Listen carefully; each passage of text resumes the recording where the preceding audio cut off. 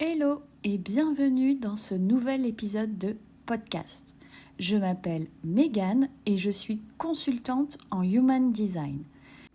Si vous n'avez toujours pas votre schéma corporel, je vous invite à aller voir la description de cet épisode de podcast. Il y aura un lien pour aller faire votre schéma de façon tout à fait gratuitement. Pour ça, vous aurez besoin de 3 informations: votre date de naissance, votre lieu de naissance et votre heure de naissance la plus précise possible. Je vous invite également à aller écouter les podcasts précédents pour en savoir plus sur les bases du Human Design. Maintenant, si vous êtes prêts, on va commencer l'épisode du jour. Hello et bienvenue dans un nouvel épisode de podcast. Dans cet épisode, on va parler en fait d'un sujet que de nombreuses personnes me posent comme question. Par où commencer concrètement quand on veut intégrer le Human Design dans ses accompagnements? Et c'est vrai que c'est une très bonne question, hein. Et du coup, dans cet épisode, je vais vous proposer une approche qui, en tout cas, moi, me semble claire, simple, pour que vous puissiez, en fait, poser les premières pierres sans vous perdre dans la complexité de l'outil, pour ceux qui trouveraient l'outil compliqué. Alors tout d'abord, pourquoi c'est intéressant d'incorporer le Human Design dans un accompagnement? Donc le Human Design, c'est vraiment un outil qui est ultra puissant, mais c'est pas non plus une fin en soi, ça reste un outil.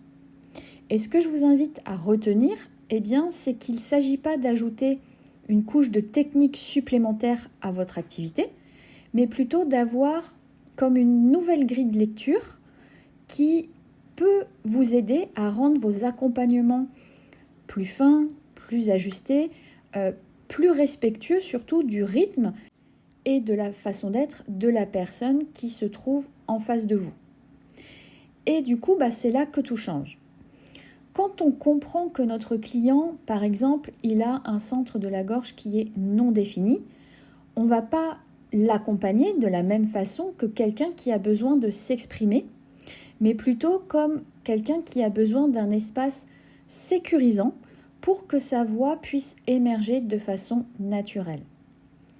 Par exemple, un client qui aurait une autorité émotionnelle, eh bien, on ne va pas l'encourager à répondre tout de suite à chaud, mais plutôt à ressentir et vivre ces vagues émotionnelles. Le Human Design, c'est avant tout une porte d'écoute plus profonde. Et ça, eh bien, je trouve en tout cas que ça change tout dans la posture de l'accompagnant. Donc, ok, tout ça c'est très bien, mais comment on intègre le Human Design sans se noyer dans cet outil? Donc je vous propose 3 étapes concrètes, vraiment que je recommande pour commencer à intégrer l'outil dans vos accompagnements. La première étape, ça va être d'apprendre à lire un peu les bases du Human Design, type, stratégie, autorité. Commencez vraiment par là parce que c'est les fondations du Human Design, votre type énergétique, la stratégie et l'autorité. N'hésitez pas à demander soit le schéma corporel de votre client, ou alors vous lui demandez ses informations de naissance pour que vous puissiez faire son schéma corporel et du coup repérer son type énergétique, sa stratégie et son autorité intérieure. Et à partir de là, posez-vous la question, est-ce que mon accompagnement, il respecte cette façon naturelle de fonctionner? La deuxième étape, ça va être d'observer les centres définis et non définis. Pour rappel, les centres définis, ils ont donc de la couleur sur le schéma corporel, ce sont des zones de stabilité. C'est là où vraiment l'énergie est fixe et constante chez la personne. C'est là qu'elle va émettre naturellement de l'énergie. A contrario, les centres non définis, qui sont en blanc sur le schéma corporel, ce sont des zones un peu plus sensibles au conditionnement extérieur. Par exemple, un centre du plexus solaire non défini peut engendrer une hypersensibilité aux émotions des autres. Du coup, quand vous êtes en séance avec votre client, ça vous permet de ne pas projeter vos propres fonctionnements sur votre client. Et enfin, la troisième étape, adopter une posture d'explorateur. Vous n'avez pas forcément besoin de tout savoir et de tout connaître du Human Design pour commencer. Ce que vous avez besoin, c'est de poser des questions différentes en vous laissant guider par le schéma corporel de votre client.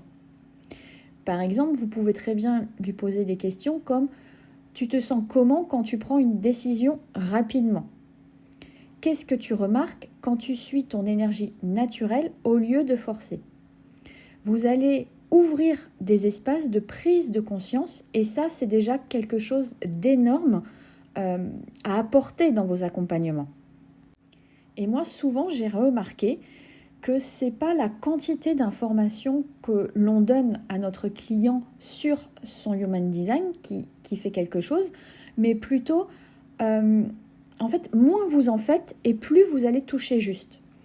Ce n'est pas en ajoutant toujours plus d'infos qui sont souvent techniques que vous allez être aligné en fait. C'est en ressentant ce qui est juste à transmettre à ce moment-là pour la personne que vous avez en face de vous.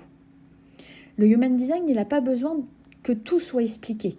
On peut bien évidemment, mais ce n'est pas obligatoire pour déjà apporter du changement et vraiment une transformation chez le client. Il a vraiment besoin d'être vivant, que ce soit dans votre posture, dans vos mots, dans votre façon d'écouter. Donc je vous invite vraiment à vous faire confiance, commencer peut-être par des petites touches de façon intuitive et ajuster en fonction de ce que vous ressentez dans le moment présent. Et donc vous l'aurez compris, ces 3 étapes, c'est en fin de compte mon programme en ligne Design Aligné, où je viens vous donner des bases de Human Design pour que vous puissiez les intégrer par la suite dans vos accompagnements, dans vos offres auprès de vos clients. Si vous avez envie d'en savoir plus sur Design Aligné, n'hésitez pas, vous retrouverez toutes les informations en barre de description. Vous pouvez d'ailleurs, avant ça, vous inscrire à la masterclass qui est gratuite. Vous avez un accès immédiat une fois que vous vous êtes inscrit. N'hésitez pas aussi à partager cette vidéo si vous pensez qu'elle peut aider. Et vraiment, posez-vous la question, est-ce que j'ai le droit d'utiliser le Human Design même si je ne suis pas un expert ? Eh bien oui, la réponse est oui, si vous le faites avec respect, écoute et curiosité. Voilà. Moi, je vous souhaite une excellente journée et je vous dis à très vite pour un nouvel épisode de podcast.